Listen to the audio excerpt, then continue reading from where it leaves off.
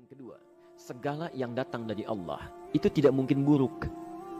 Tidak mungkin. Kenapa kita diminta untuk taat dengan mutlak? Karena segala yang datang dari Allah pasti baik. Ya, pasti baik. Karena Allah menurunkan segala maslahat sesuai kebutuhan kita. Cuma manusia kadang-kadang, menginginkan sesuatu dengan pikiran pendeknya yang bukan kebutuhannya. Al-Baqarah 216. Agak pelan-pelan kita ya.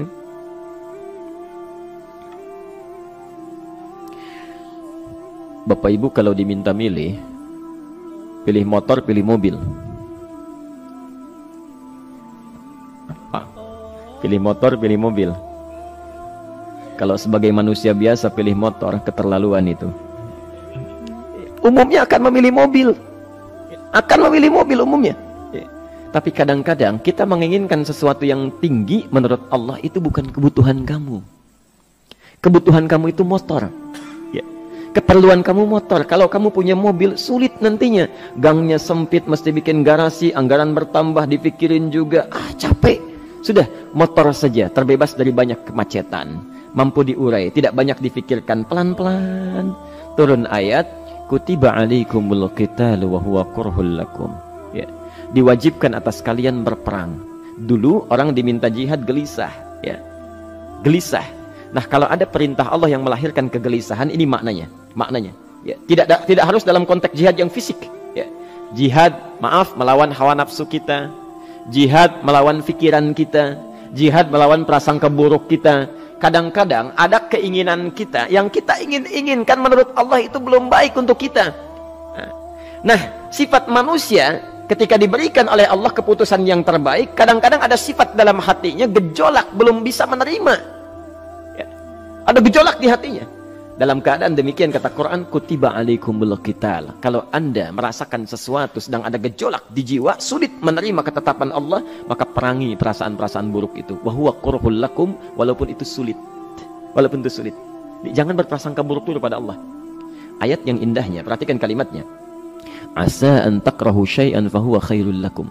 Boleh jadi Anda tidak menyukai sesuatu, di balik itu ada kebaikan-kebaikan besar yang Allah sedang rencanakan. Ya. Karena pikiran kita pendek, maunya sekarang saja. Tapi subhanallah, Allah sangat panjang, tidak ada batasnya. Allah memberikan maslahat sampai kamu meninggal, ini maslahatnya. Kamu berpikir sekarang saja. Wa asa an tuhibbu syai'an wa huwa syarrul lakum.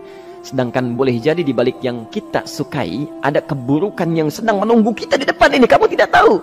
Ya. Apa logikanya? Wallahu ya'lamu. Allah tahu masa depan yang akan terjadi menimpa kita. Wa antum la ta'lamun. Sedangkan kalian tidak bisa membaca masa depan. Ya. Saya punya adik perempuan datang lalu meminta doa. Kak, saya ingin tes katanya. Ya, di salah satu bank. Kemudian sudah pada tahap akhir yang menurut hitung-hitungan manusia dan perkiraannya insya Allah lulus, karena tidak ada alasan apa-apa lagi untuk tidak meluluskan. Baik, bismillah kita berdoa. Tapi doa kita seperti dibimbing oleh Quran, tidak minta dunia saja ya. Jadi dunia baik, Al-Baqarah 201, Rabbana atina fid dunya wa fil akhirah ya. Dunia minta baik, akhirat minta baik. Tapi aturan dunia dan akhirat ini jangan disebandingkan, rugi. Dunia itu kecil, ya, akhirat lebih besar. Dunia itu kecil. Makanya diatur di Al-Qasas ya, ayat 77 sampai 78 itu aturannya, wabtaghi fima atakallahu daral akhirah wala tansa nasibaka minad dunya. Minta seluas-luasnya akhirat, tapi dunia jangan berlebihan. Ya. Sekedar mencukupi kebutuhan kita saja. Ya. Pakaian, Bapak Ibu sekalian, ya, kita beli pakaian sesuai kebutuhan saja, jangan berlebihan. Ya. Cukup ketika kita akan sholat, layak, indah dalam pandangan Allah. Ketika kita akan bermuamalah, bagus, tidak mengecewakan orang lain, sudah. Maka waktu selebihnya, ketika kita mencari sesuai kebutuhan, waktu selebihnya bisa digunakan untuk memperbanyak ibadah. Tidak banyak energi terbuang, uang juga terbuang, tenaga juga terbuang. Bayangkan kalau keinginannya macam-macam. Wah, ingin baju terbaru, ingin tasnya Hermes, mereknya dari Paris, sekarang juga mesti dibeli. Wah, uangnya sudah 400 juta keluar, tenaga mesti keluar, beli tiketnya macam-macam dan sebagainya. Habis waktu untuk mengejar dunia, ibadah tertinggalkan. Di rumusnya dunia itu secukupnya saja. Nah, Yang paling menarik, kita doakan supaya Allah memberikan kebaikan dunia dan akhiratnya yang paling utama. Maka datanglah dengan lesu mengatakan, saya tidak lulus katanya. Kenapa? Saya bilang, saya tidak tahu, saya sudah berusaha. Tapi konon kabarnya, saingan saya adalah anak salah satu pejabat. Masya Allah. Saya bilang, kamu jangan bersedih. Kamu menginginkan sesuatu dengan pikiran pendek, Allah pasti memberikan yang terbaik yang tidak terlukiskan nanti. Subhanallah, pekan beberapa hari setelah itu, muncul berita, ternyata dia diterima di bank syariah. Dia menginginkan sesuatu yang diinginkan, Allah menginginkan lebih dari apa yang dia harapkan.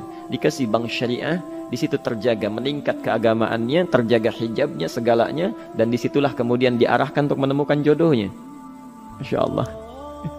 Dia berpikir saat itu Allah merencanakan masa depannya. Ya. Jadi apa yang Allah sudah rencanakan pasti baik, Pak, Bu.